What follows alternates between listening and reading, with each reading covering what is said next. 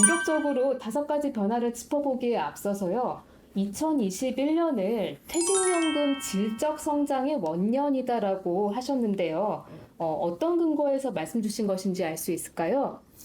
우리나라 퇴직연금 시장이 전체적으로는 작년도에 255조 규모가 됩니다. 벌써 그렇게 많이 성장했군요. 그렇습니다. DB형 퇴직연금 제도, 그다음에 이제 DC형과 IRP 제도가 있습니다. DB형은 이제 확정급여형이라고 하는 거여서 회사에서 책임을 지는 거죠. 네, 그래서 본인이 이제 운영에 관여를 하지 않습니다.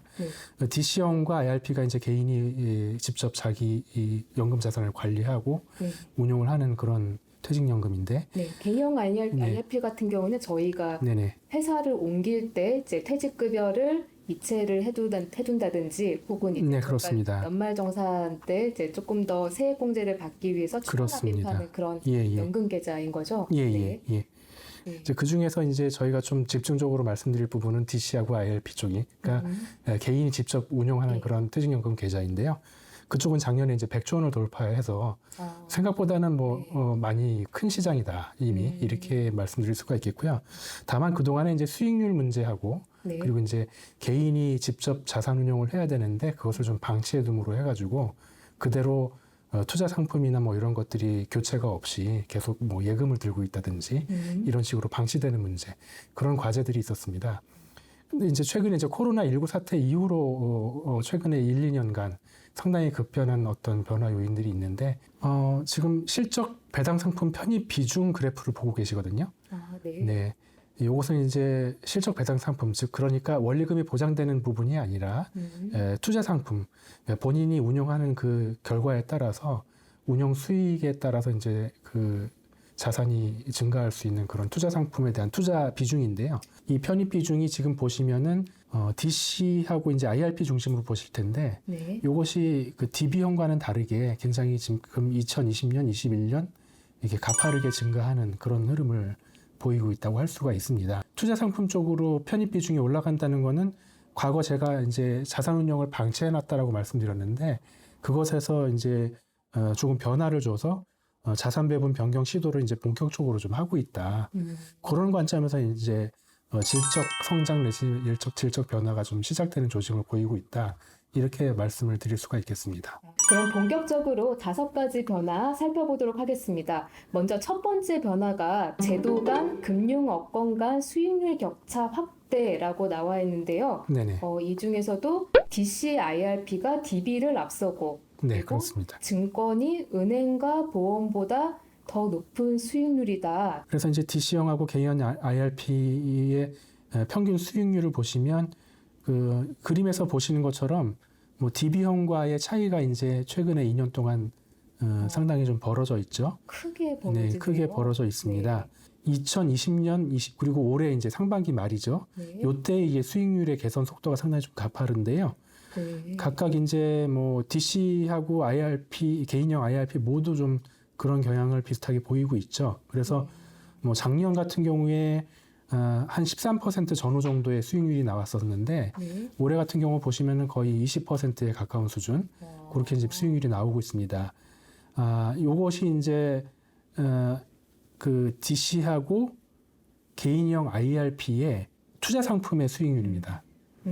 그렇군요. 투자 상품의 수익률이고, 그 투자 상품의 수익률이 DB형 보시면은 이제 7 내지 8% 정도 수준밖에 안 되니까, 과거에는 사실은 이 제도 간의 수익률 격차가 별로 없었다가, 올해, 그 다음에 이제 작년, 최근 2년 사이에 이렇게 벌어진다. 금융업권별, 요번에 이제 DC하고 IRP 제도에 해당되는 금융업권별 운영 수익률을 보여드리는 그림인데, 역시 그 최근 1년 수익률, 그러니까 최근에 1, 2년간의 어떤 흐름을 반영한다고 할 수 있는 요 최근의 수익률이 격차가 상당히 많이 벌어져 있죠. 증권업권이 9.7%, 거의 10% 가까이 나오는데, 굉장히 크네요. 그렇죠. 타업권은 지금 3%대로 유지가 되고 있으니까는 격차가 많이 벌어져 있는데, 이것의 원인은 아까 말씀드렸다시피 이제 그 실적 배당 상품의 수익률이 확대됐던 그 원인이 있습니다. 그 실적 배당 상품의 수익률이 원리금 보장 상품보다 훨씬 더 지금 많이 평균적으로 좋은 상황인데, 그것의 편입비가 증권 쪽이 압도적으로 좀 높습니다. 그래서 그렇군요. 그런 영향으로 인해서 증권 쪽의 수익률이 높아진 것이고 지금 여기는 장기 수익률도 같이 나와 있지 않습니까? 네. 장기 수익률에서는 네. 단기 수익률과 다르게 타업권과의 차이가 별로 나질 않아 왔습니다. 그동안에. 네. 전에 말씀드렸다시피 DC, IRP 전반적으로 수익률 격차가 그동안 크게 나지 않았고 별로 그렇게 높은 수익률을 달성하지 못해왔다는 그런 점들이 이 장기 수익률에 반영이 된 그런 흐름이라고 볼 수가 있겠고 그것의 원인은 이제 기본적으로 금리 상품 위주로 전부 다 무차별하게 다 구성이 돼서 운용을 그냥 그대로 유지를 해왔다는 점 그리고 국내 주식시장이 그동안에 과거 한 10년 동안 횡보를 했었기 때문에 네, 그것에 의해서 네. 그전에는 이제 실적 배당 상품의 수익률이 그다지 별로 좋지 않았던 점 이런 것들이 그동안 작용을 해왔다가 최근에 변했다. 다음은 두 번째 변화로 넘어가 보겠습니다. 두 번째 변화는 저축에서 투자로 자금 이동인데요. 퇴직연금 적립금이라고 하는 것은 이제 자산의 어떤 현재의 상태를 말합니다. 네. 적립금 기준에 이제 자산의 상태가 되겠고, 그것을 우리가 이제 영어로 현재의 그 쌓아져 있는 상태다라고 해서 이제 스톡이라고 합니다. 그래서 그런 네. 적립금 자산 스톡 측면에서 하나를 볼 수가 있겠고, 두 번째는 이제 플로우 개념. 그러니까 자금이 이쪽 그로 이제 흘러 들어와서 그 얼마나 흘러 들어와서 이제 적립금이 쌓이는지 그래서 자금의 순유입 측면이라든지 또 이제 적립금을 쌓을 수 있는 또 하나의 부분은 운용 수익이 있을 수가 있는데 네. 그 두 가지 측면에서 플로우 개념에서 한번 바라보는 그런 관점에서 좀 말씀을 드리겠습니다. 네. 먼저 이제 스탁을 좀 보시면은 이것도 이제 금융 업권별 DC, IRP 적립금 추이를 나타내는 겁니다. 계속 DC하고 IRP 위주로 좀 말씀을 드리겠는데요. 아까 제가 2020년도에 네. 그 요 두 가지 합쳐서 이제 적립금이 100조 원을 돌파했다고 네네. 말씀을 드린 바가 있는데 네. 여기 그림에서는 살짝 100조를 조금 밑돕니다. 그러니까 100조 안에는 이제 지금 포함하지 않았던 근로복지공단 기금이 있습니다. 이제 그쪽 네. 그 퇴직연금 쪽이 이제 포함이 안 된 부분이 있고 또 기업형 IRP도 있는데 그 부분도 포함이 안 된 것입니다. 네. 그래서 이제 어쨌든 100조 가까운 수준의 작년의 적립금 수준에서 올해 2분기 말까지는 107조 원 정도로 상당히 좀 크게 올라갔습니다. 그러니까 반기 만에 이제 증가를 한 부분이니까 그렇네요. 작년에 이제 온기로 했을 때의 흐름에 비해서 결코 올해 그 증가 속도가 네. 낮지 않은 그런 상황이라고 볼 수가 있겠고 네. 지금 업권별로 보면은 증권업권 쪽, 증권사 쪽으로 예. 들어온 부분이 올해 상반기까지만 24% 증가가 나왔고요. 요게 이제 작년에 33% 증가가 나왔기 때문에 작년에 비해서 속도가 오히려 좀 더 가파르게 진행이 되고 있다. 그래서 그렇군요. 특별하게 보게 되면 증권업권 쪽으로 DC, IRP 적립금이 증가하는 그 증가 폭이 올해 상반기까지 상당히 가파르게 증가를 했다. 이렇게 좀 말씀드릴 수가 있겠습니다. 네. 요게 이제 자금 이동 측면에서 봤을 때 적립금이 증가한 그런 속도, 그 측면에서 한번 좀 확인을 할 수 있는 부분이고요. 네. 그리고 이제 두 번째 측면은 플로우라고 말씀드렸던 그런 네. 자금의 순유입 측면과 그다음에 운영 수익 쪽 추이를 한번 살펴보겠습니다. 네. 요 그림이 조금 복잡해 보이실 수 있는데요. 네. 그 색깔별로 이렇게 쭉 보시면은 제도별로 되어 있습니다. DB, DC, 개인형 IRP. 그래서 네. 왼쪽에서 오른쪽으로 보시면 되는데 이 나눠져 있는 쪽에 왼쪽은 이제 2019년 말서부터 20년 말까지 그러니까 작년 한 해 동안 네. 변화된 금액이고요. 오른쪽에 있는 것은 그 2020년 말서부터 올해 반기 말까지 네. 6개월 동안 변화된 모양새입니다. 그런데 이제 지금 주목할 것은 아무래도 DB보다는 특히 IRP, 그 다음에 DC가 되겠는데요. 네. IRP 먼저 보시면은 작년에 자금 순유입, 그러니까 순유입 얘기라고 한다면은 신규로 납입해서 들어온 돈에서 그 다음에 이제 연금을 타갔을 때 나가는 돈, 그 지출액을 뺀 네. 그 순수하게 들어온 플러스 금액이거든요. 예. 그게 작년에 IRP가 7.1조, 7조 1천억 원이고 올해가 이제 5조 7천억 원입니다. 네. 이게 이제 반기 동안에 이 정도니까 작년에 비해서 오히려 좀 네. 상당히 올해 IRP가 굉장히 많이 들어왔다라고 할 수가 있겠고 DC 역시도 올해 상반기 동안 2.4조 정도가 들어왔습니다. 반면에 이제 DB 같은 경우에는 작년에 총액이 13.5조 원인데 올해 상반기 현재까지는 아직까지는 네. 아마 연금을 좀 인출해가는 그런 추이가 많았다 보니까 오히려 3.6조 원 정도가 예. 빠져나갔다 이렇게 볼 수가 있는데 뭐 연말에 가면 이제 퇴직급여나 이런 것들이 들어오니까 예. 다시 플러스로 많이 전환이 될 수는 있습니다. 네. 하지만 전체적인 금액 대비로 봤을 때에는 네. 지금 들어오는 자금의 어떤 강도가 IRP가 훨씬 더 크다고 볼 수 있죠. 왜냐하면 IRP 같은 경우에는 작년 말에 적립금액이 34조 정도고 여기 보이는 DB 같은 경우에는 네. 155조 원입니다. 금액이 훨씬 더 큰데 기존에 있던 그 적립금 대비해 가지고 새로 들어오는 속도가 IRP가 이제 굉장히 빠르다는 것을 알 수가 있죠. 네.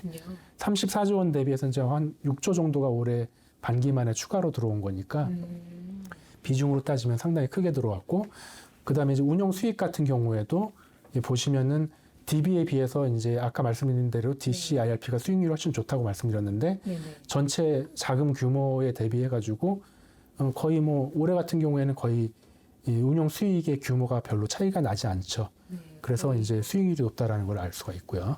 네.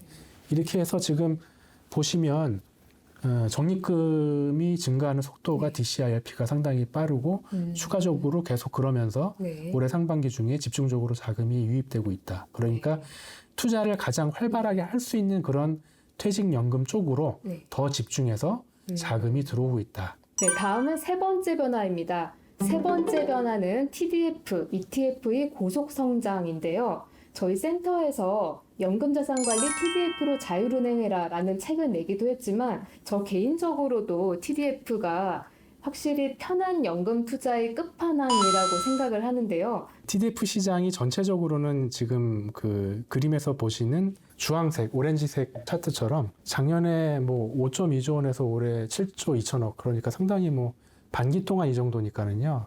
거의 연간으로 보게 되면 뭐 2배 정도 계속 올라가려고 하는 그런 어떤 추세를 보이고 있고, 그림 자체도 뭐 2017년서부터 예. 스타트를 한 것처럼 보이니까 거의 뭐 굉장히 뭐 쭉쭉 이렇게 올라가고 있는 모습. 10배가 된 건가요? 그러면은? 네, 그렇네요. 네네. TDF 시장이 10배가 됐고, 이 TDF 시장은 이제 그 특성이 아무래도 이제 자산 배분형 장기 투자 상품이다 보니까 네. 지금 퇴직연금에 굉장히 그 적합한 상품이라고 할 수가 있는데, 네. 오히려 이 TDF의 성장성 자체를 이 퇴직연금 시장 자체가 오히려 부스트업 시키는, 촉발시키는 그런 영향을 끼친다고도 생각을 해볼 수 있을 정도로, 네. 여기 지금 이제 오른쪽에 있는 그 블루 바 차트처럼 굉장히 좀 퇴직연금 내에 TDF 투자액이 어마어마하게 지금 늘어나고 있습니다. 퇴직연금 내 투자액만 따지면은 2017년에는 3천억 원 정도죠. 3천억 원 정도였는데 네네. 지금은 6조 원 정도니까 네네. 20배인가요? 그렇습니다. 네. 작년에 비해서도 반기 동안만 거의 배 정도 이렇게 성장을 했다라고 할 수가 있겠죠. 그럼 퇴직연금 예. 투자하시는 분들은 네네. 진짜 거의 디폴트처럼 TDF를 하나씩 선택하신다라고 보면 되겠네요. 네, 그렇습니다. TDF에 우리가 소위 말해서 좀 네. 그 타겟 시점이라고 하는 거, 이제 목표 시점이라고 하는 게 있죠. 그래서 TDF를 이제 아마 그 가입을 하시면 2030, 네. 뭐 2050 2030. 그렇게 네. 나오게 될 텐데, 네. 그때 시점을 기준으로 해서 이제 자산 배분 변동을 자동적으로 네네. 해준다라고 하는 그런 연도인데, 2045 정도를 기준으로 한다면 지금 좀 장기 투자를 하기 때문에 네. 수익률이 상당히 좀 좋아야 되는 그런 펀드인데요. 네. 2045를 기준으로 했을 때 평균적으로 지금 1년 평균 수익률이 19%, 20% 정도 수준이 나오고요. 5년 평균 수익률이 9% 정도 나오고 있습니다. 그래서 상당히 안정적으로 높은 수익률이 유지가 되고 있기 때문에 최근에 이런 것들이 좀 각광받고 있는 요인이다. ETF도 굉장히 크게 성장한 것 같은데요. 어떤 상황인가요? ETF 시장 규모가 지금 올해 3분기까지 집계된 것이 올해가 64조 원 가까이 돼요. 굉장히 뭐 어마어마하게 큰 시장이 됐습니다. 이것도 네. 뭐 최근 10년간 보게 되면은 뭐 아주 급격하게 이렇게 성장을 해왔었죠. 30배 이상 예, 성장한 그렇습니다. 거네요. 예, 전체 네. 우리나라 ETF 시장 규모인데요. 네. 전 세계적으로 각광받고 있기 때문에 뭐 네. 우리나라도 이제 예외는 아니라고 할 수가 있고, 네. 뭐 이 ETF 시장은 이제 지수형 시장을 기본으로 해가지고 인덱스 ETF를 기본으로 해가지고 최근에 이제 액티브 ETF도 출시가 됐고, 다양하게 이제 해외 자산을 기초로 한 여러 가지 그 ETF가 나와서 상당히 구색이 좀 많이 갖춰져 있습니다. 그리고 이제 자산군으로 봤을 때에도 네. 주식형이나 뭐 채권형, 그다음에 여러 가지 파생상품형 같은 그런 ETF들이 많이 구비가 돼 있어가지고 전체적으로 뭐 상당히 좀 각광받고 있는 그런 투자 상품이라고 볼 수가 있겠고, 이것이 지금 최근에 연금에서도 많이 애용이 되고 있다. 이런 점이 좀 특이할 만한 점이 되겠습니다. 네. 연금에서의 ETF 투자 순자산 추이를 보실 수가 있을 텐데요. 네. 여기 이제 뭐 퇴직연금 그리고 이제 연금저축 개인연금이죠. 네. 그 두 가지 다 비슷한 속도로 굉장히 뭐 최근에 한 2년 사이에 가파르게 늘고 있어요. 네. 퇴직연금을 보시면은 2019년도에 뭐 여기 한 2천억 정도 레벨 수준이었다가 올해 1분기, 그러니까는 올해는 뭐 초기 시점 데이터만 제시를 해드렸는데 올해 1분기까지가 벌써 1.3조 정도 이렇게 성장을 했습니다. 퇴직연금 아시다시피 보게 되면은 요것은 이제 현재 ETF를 거래할 수 있는 이제 그 IRP 계좌라든지 이런 것들이 좀 사업자가 좀 한정이 돼 있죠. 예. 그래서 지금은 이제 증권사에서 주로 이제 ETF를 거래하실 수가 있는데 현재 단계에서 이제 증권사 중심으로 이렇게 자금이 몰리고 있는 부분들이 이 ETF의 성장에 의해서도 상당히 지금 크게 나타나고 있다. 이렇게 지금 설명드릴 수가 있을 것 같습니다. 결국은 이제 투자 편의성이라든지 그다음에 변동성이나 이런 위험 관리를 할 수 있다는 측면, 그다음에 자산 배분형이라는 점, 이런 점에 있어서 분산 투자가 가능한 이런 부분, 그런 것들의 이제 강점들이 상당히 기존의 이제 간접 투자형 펀드들과 비교해서 훨씬 더 그런 장점들이 좀 더 부각이 되는 요소들이다 보니까 이런 거 중심으로 퇴직연금 내에서 상당히 많이 투자를 좀 하고 있다. 이렇게 좀 정리를 해드릴 수가 있겠습니다. TDF 같은 경우에는 좀 퇴직연금 운용에 조금 소극적인 투자자들이 네. 접근하기가 좋고, ETF 같은 경우에는 좀 적극적인 투자자들이 사용하기에 좋은 네. 그런 상품이 투자 아닌가. 편의성의 네, 장점이 네, 좀 네. 크고. 네 번째 변화는 글로벌 펀드 투자 비중 확대인데요.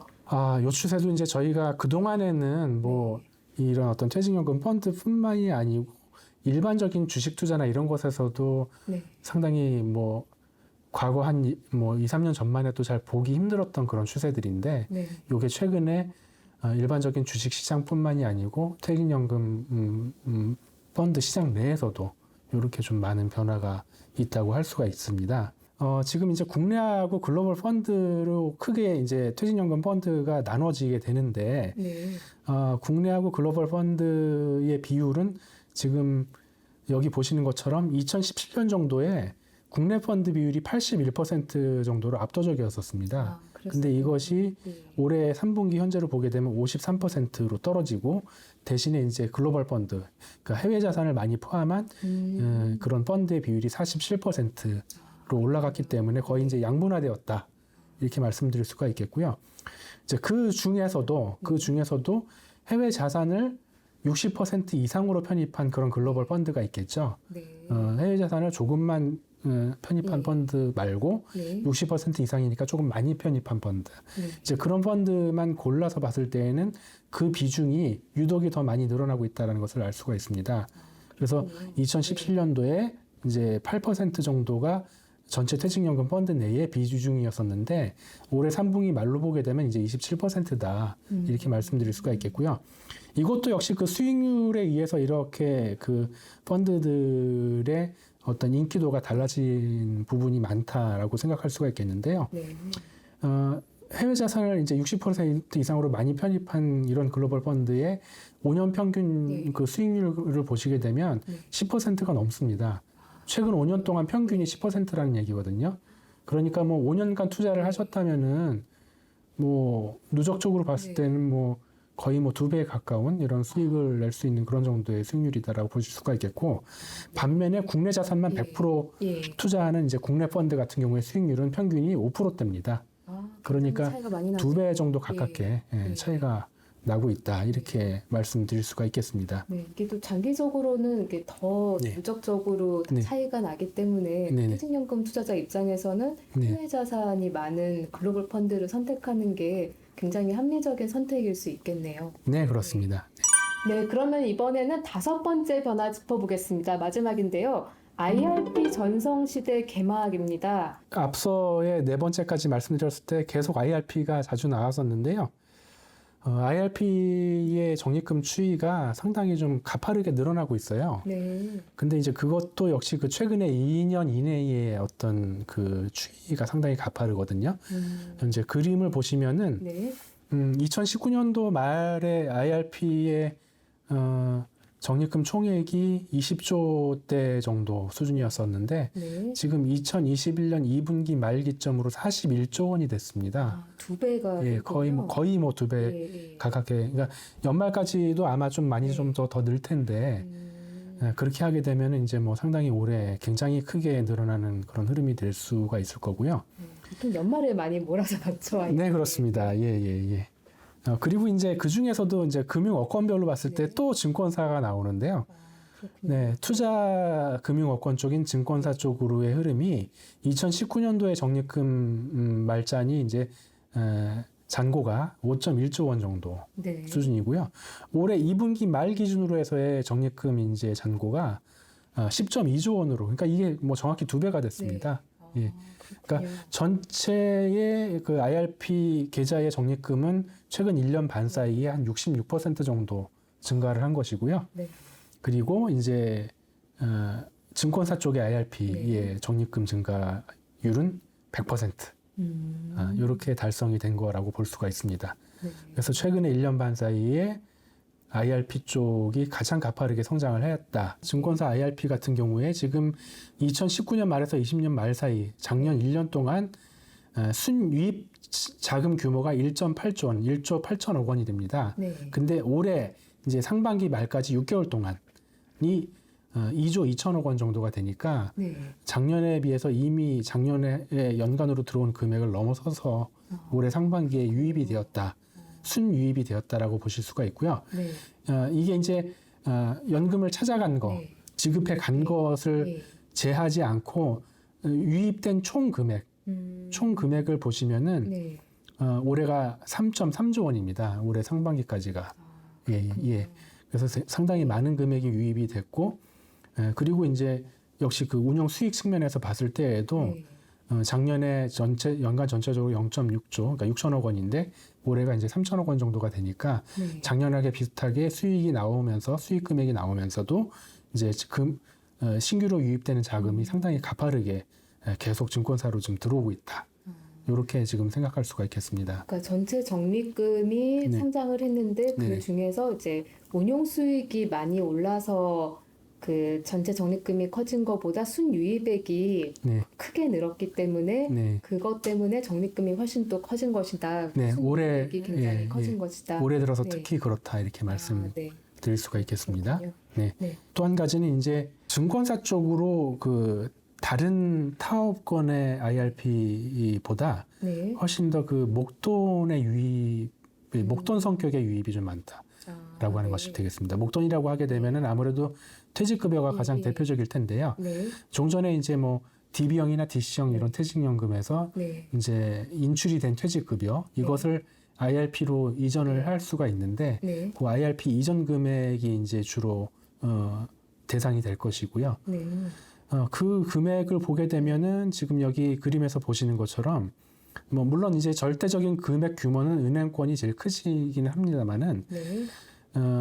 적립금이 기존에 있었던 그 적립금에 대비해 가지고 요 퇴직급여 이전 금액만 따로 뽑아봤을 때 네. 요 이전 금액이 차지하는 비중이나 들어오는 어떤 그 속도 이런 것은 네. 은행권에 비해서 증권이 훨씬 더 가파르다라고 네. 말씀드릴 수가 있겠는데 은행권의 증가 퍼센트보다 2배에 가깝네요. 그렇습니다. 네. 그리고 이제 기존의 적립금 대비해서의 네. 금액의 비중도 이제 증권이 훨씬 더 크다고 볼 수가 있겠고요.